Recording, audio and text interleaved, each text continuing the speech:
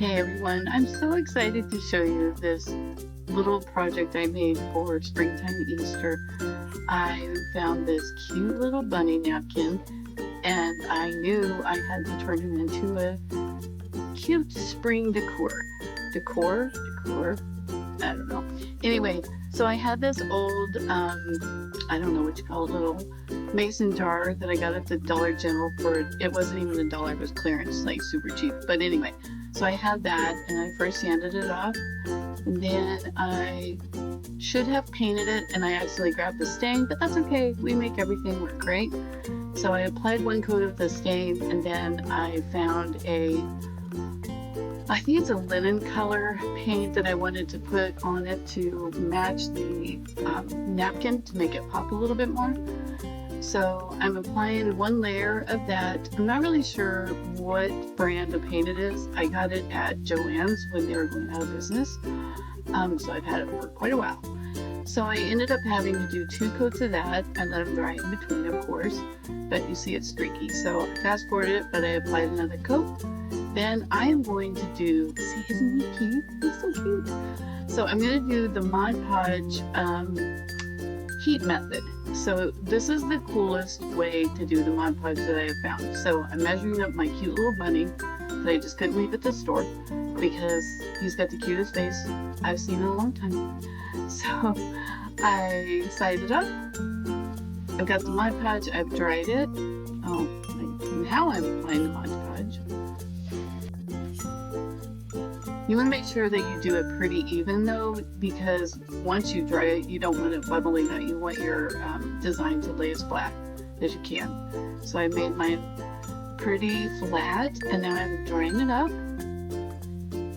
And then I put the bunny down and this is where it's so fun. Now this is a little Cricut mini iron, but you can use a travel iron or you can just use your regular iron. It's no big deal. But it reactivates the Mod Podge and it sticks. And it's so much easier because I am terrible with Mod Podge with bubbles and wrinkles. So after you get it stuck, and if it's not stuck, reheat it. It's not a big deal. Then I just filed off the extra. Should have had a little file on hand, but I didn't. But I went and got one here in just a second. So I came back, got my little file. I like those so much better. Actually, I like the even smaller ones that you get at Dollar Tree for super cheap. And then, of course, I wanted to give it a little bit of depth. So I'm adding some of that antique wax back over the edges.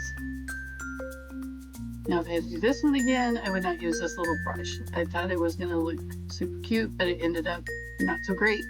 So I fixed it with just went and grabbed a baby wipe and just smeared it. And it turned out really cute. And it just gave it that little distressed look that I love distressed.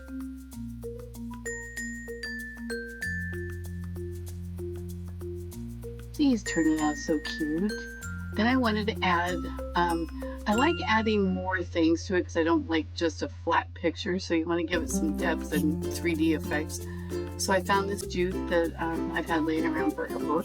And I just wrapped the side, top. Glue that little guy down. And then I had some extra ribbon that I wasn't sure. I wanted to make it look more country. So I just put that on there. That would look cute on top of that, giving it like a little more of a rim to the mason jar. Then I knew I wanted to decorate it more than that, but I couldn't decide. You know how it is. Had a couple flowers, had to choose the best one. Gives it a quick stain with just some baby wipes. Put him on there. And there he is.